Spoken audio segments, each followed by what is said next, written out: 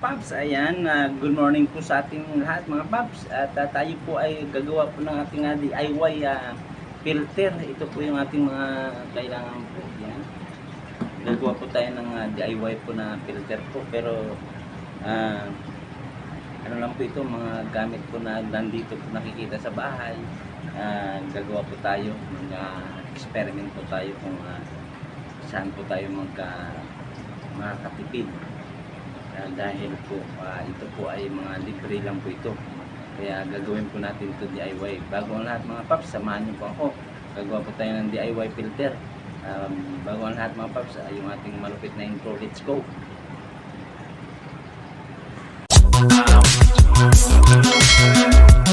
Mga Paps, umpisa na po natin yung paggawa po natin ng ating DIY na filter po. Ito po yung ating mga gamit po, may soldering iron po tayo, may electric drill, mayroon po tayong gunting, mayroon po tayong empty bottle. Yan po, dalawa po ito, yung mga mineral. Ito po ay nakukuha lang po sa tabi-tabi. Una po nating mga Paps, ito po ay butas-butasan po natin dito, para dito po dadaan po yung tubig. Tapos lalagyan din dito po natin dito butas, para lalagyan po natin dito ng ito po yung hose. Dito po ilalagay natin sa loob, para ito dito po lalabas po yung tubig nang gagaling po sa ating motor po. Yan mga Paps, umpisa na po natin, samahan niyo po ako mga Paps. Yan. Painitin na po natin itong ating soldering iron mga Paps. Yan. Painitin po muna natin para pumabutasan po natin ito.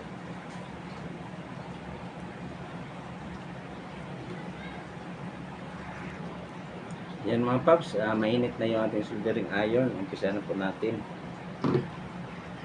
Maliliit lang po yung butas ilalagay po natin mga Paps.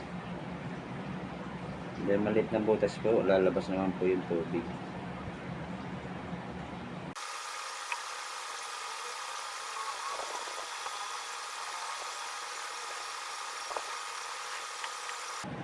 Ito po mga Paps, para po ito sa ating crepies.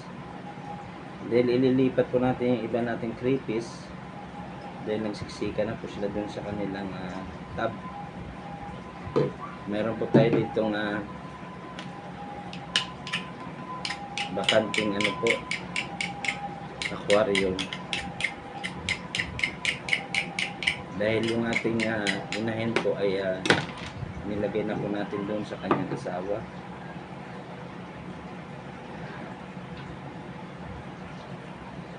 Yung dati po nilang anak, dito po natin ililipat yung iba.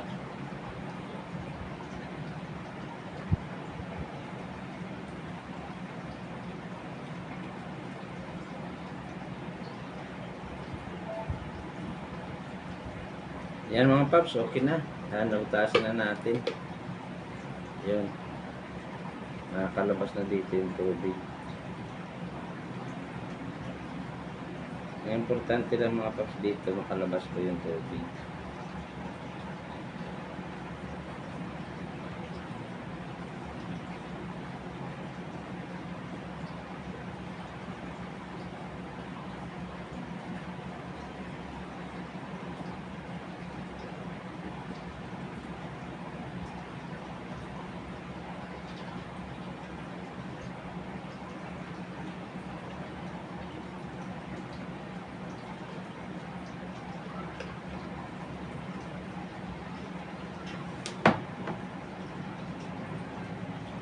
Yan mga Paps, okay na.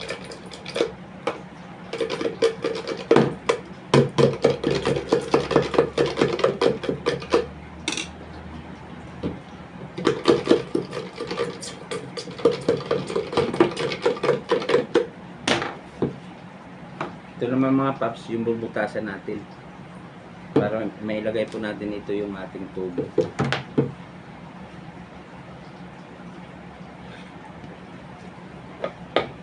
Yan mga Paps, tamang-tama yung tubo natin.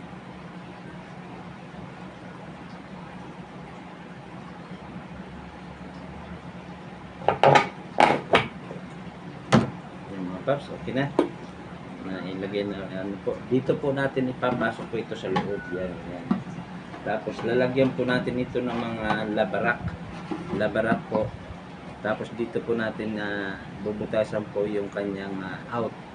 Dito po yung lalabas po yung tubig para po babagsak po dun sa mga crevice po natin, para parang ito na po yung oxygen niya, tapos masala po yung mga kanyang dumi. Yan, titingnan po natin kung obra po ito.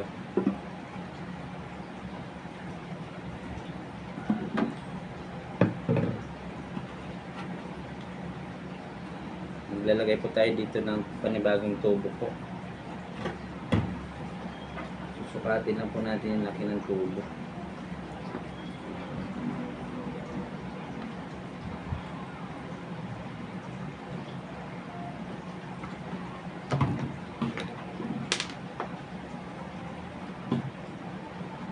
Bubutasan na natin mga paps.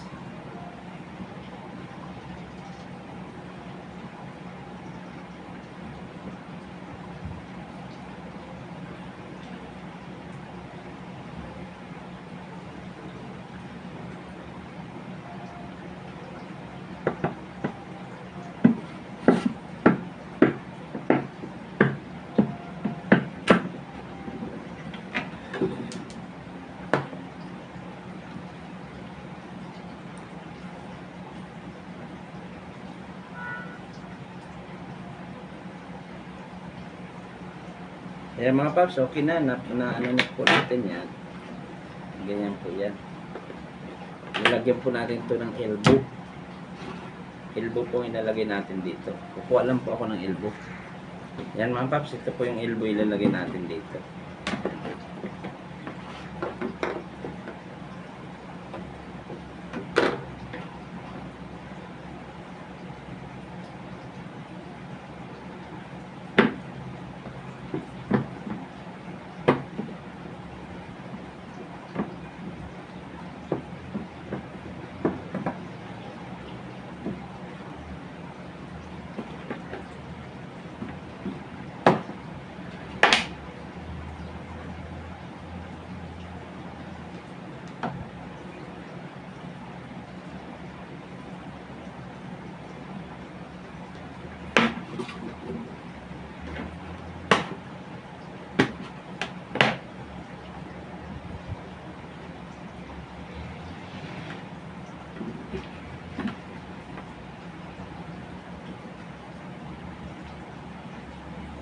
Yan mga paps, ganyan po siya mga paps.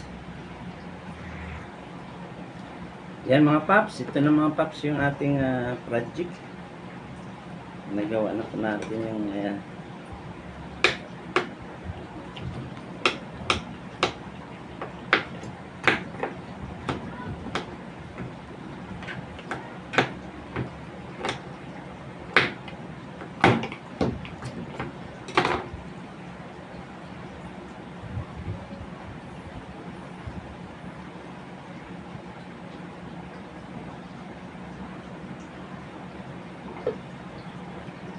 paps, mag-info na tayo. Yan.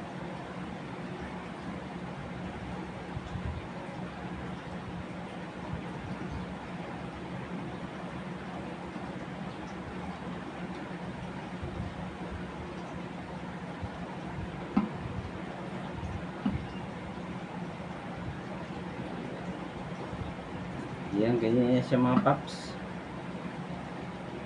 Tapos lalagyan na natin ng ito mga paps, lagyan na natin ng pandikit.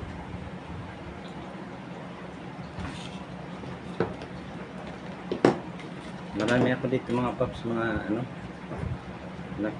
nakita. So kailangan natin ito gawa ng paraan. Ito yung papunta sa may pump. Yan. Ito yung papunta sa pump. Yun. Yan mga paps, malapit na natin matapos yung ating project. Ito, lalagyan na natin ito ng pandikit. Yung mayroon po tayong glue gun. Glue gun pong pandikit po natin dito. Yan mga paps, padikitan na natin para hindi lumabas yung tubig.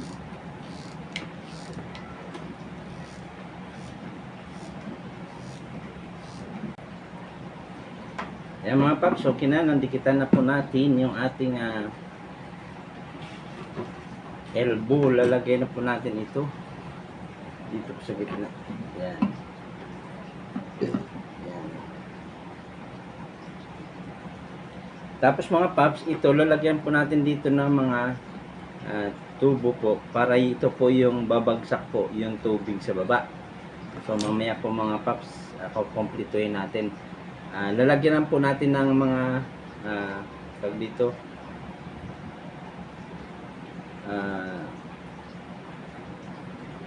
labarak. Yan. Kukuha lang ako mga paps. Diyan lang kayo. Yan mga paps. Ito na yung ating labarak. Lalagyan na po natin ito.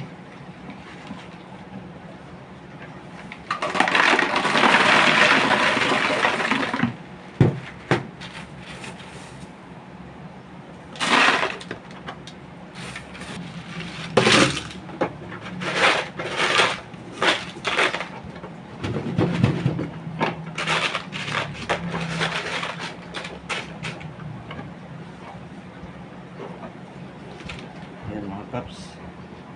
Tapos lalagyan natin mga paps ng uling yung kalahati. Ayan na mga paps. Tapos na natin mga paps.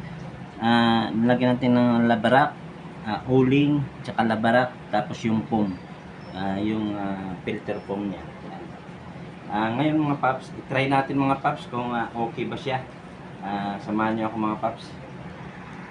Yan mga paps, bago po natin ilalagay yon, ay ito butas-butasan din po natin dahil ito po ang ilalagay natin dun sa ating tawag dito yung ating tawag dito yung motor natin, yun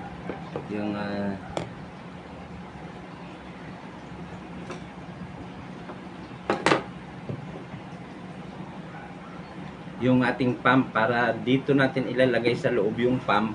Tapos lalagyan din natin ito ng butas para pumasok yung tubig, para yung dumi hindi po mapunta dun sa motor, para hindi niya po masipsip. Yan, butas-butasan po natin na maliliit mga paps. O kaya mga alaga nating isda, o kaya mga creepies na maliliit, yung krillings natin, hindi po siya masama dun sa pagsipsip po ng ating submersible pump. Ayan. So maya po atin na po ito butas-butasan para po ilagay na po natin doon. Matisting na po natin yung ating ginawa mga paps. Ayan mga paps, butas-butasan na po natin.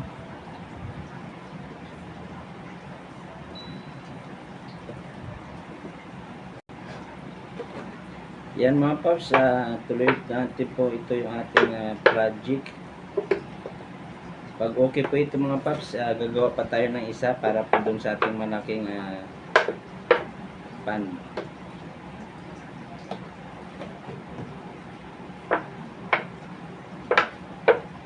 Gusto ko nga sana mga paps sama-sama na para kaso lang mahirap magbutas ng aquarium.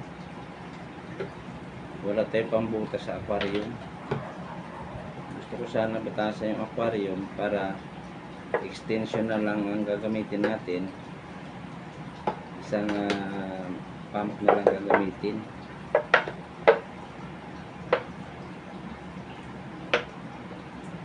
Ayan, mga paps, butasan na natin sa yung ating motor. Tapos kinanak na natin dito. Ayan po yung ating filter. Itatry na po natin kung gagana po siya. Titingnan po natin mga paps, samahan nyo na po. Mga paps, ayan na po, gumagana na po. So medyo malakas po yung ating pump. Bawasan pa po natin yung kanyang lakas. Baka po kasi sumubra po dito.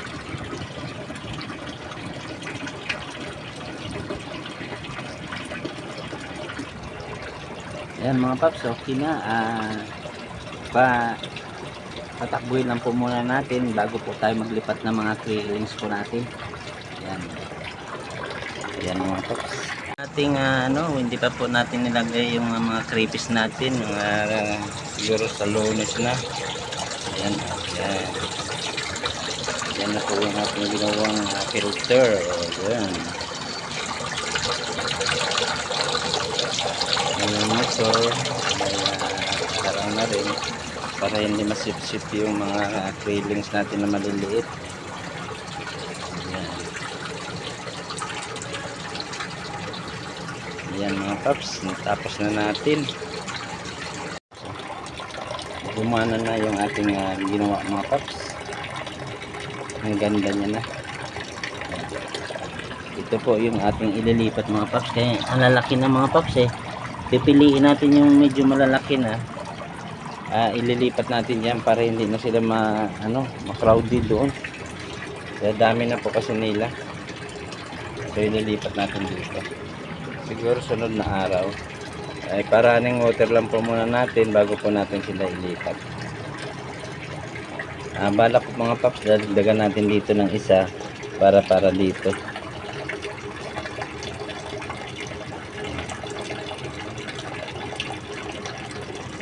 Tama-tama lang po mga paps yung kanyang lakas.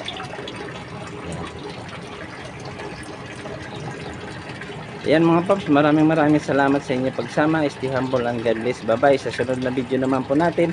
Yung hindi pa po nakapag-subscribe po sa ating YouTube channel, please subscribe my YouTube channel, Paps Rooftop. Pindutin lang po yung notification bell para lagi po tayo updated sa ating mga videos. Like and share na rin po. Maraming salamat. Bye bye po.